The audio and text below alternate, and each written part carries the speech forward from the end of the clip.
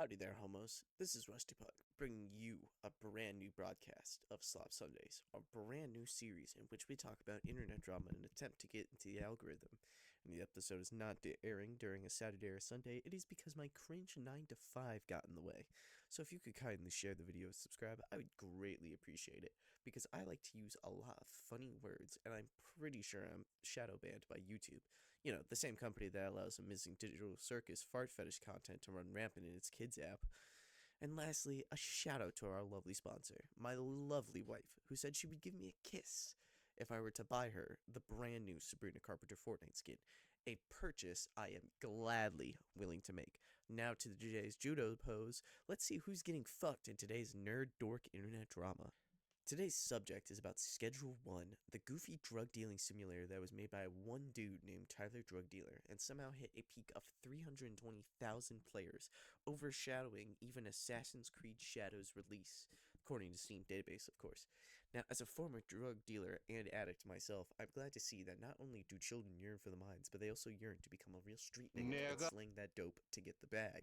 Now, in case you are questioning the validity of my hood rat origins, we will now cut to my roommate Dan the Man as he recounts purchasing copious amounts of marijuana from me before becoming my roommate.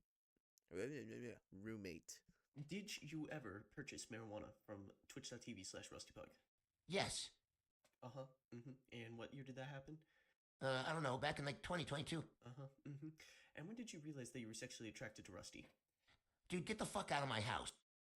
As I said, I am no longer a weed dealer or a weed smoker due to the fact that I need to make real money and hustling doesn't have health insurance or dental and, random drug tests. But luckily these days, people like me can relive those glory days by playing drug dealer simulator video games.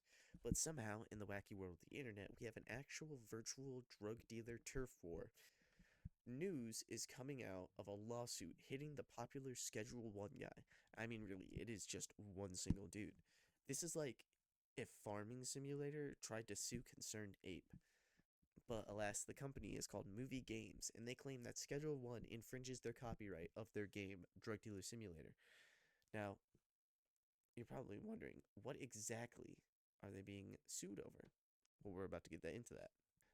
Movie Games is saying that Tyler Drug Dealer infringed on their copyright because of its game mechanics and ideas and also its story. But looking at these two games side by side, it is very obvious that Schedule 1 and Drug Dealer Simulator, while being in the same genre of drug dealing games, mechanically they are extremely different. Schedule 1 has things like riding cars and money laundering, buying businesses, gambling, recycling. Everybody loves some environmental awareness. And also, you can make fucking super weed that makes people shit their pants and go blind. You can make crack that makes lightning shoot out people's face. Fucking Drug Dealer Simulator doesn't even have cars in it. How the fuck can you call your game a drug dealer game if you can't even jack a foo for his Hellcat? Like, that's fucking ridiculous. They also claim that Schedule 1 copyrighted Drug Dealer Simulator's story, which is pretty funny because neither of the games really have a story. Basically, the only thing that's fucking simulator. I gotta stop writing so many similar words in my script because then it starts tweaking me out. But basically, like, the games start out very similar. Both Drug Dealer Simulator and Schedule 1, you get a phone call. The phone call explains the tutorial to you, and then you just play the game. But Drug Dealer Simulator is just a guy calls you, explains all the mechanics, all right, have fun. While Schedule 1 is you have an uncle named Dennis the Menace or some shit like that.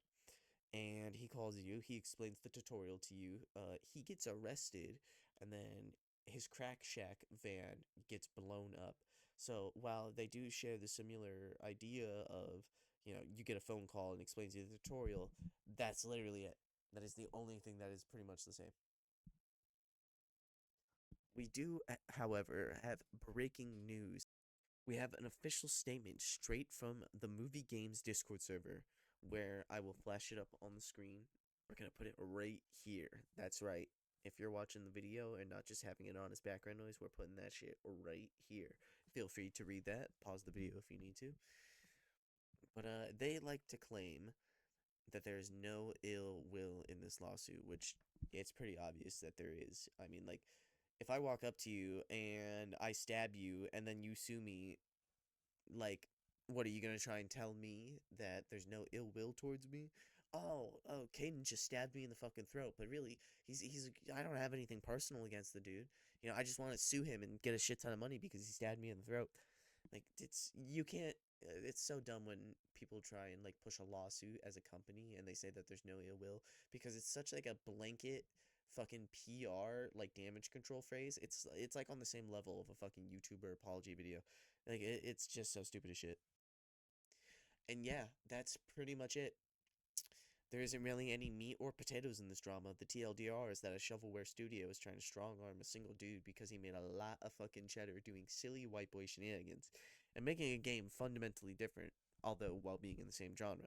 Of course, if this lawsuit had any actual merit to it, Steam would have already have taken action.